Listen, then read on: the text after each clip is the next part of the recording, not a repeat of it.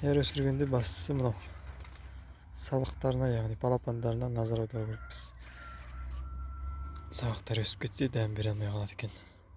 Сол үчүн де балапандарын бирөөгүн калдырып, экинчисин жұлуп тастап отырамыз.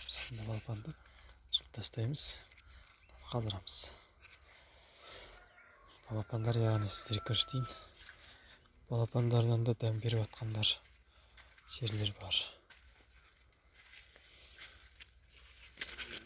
Азыр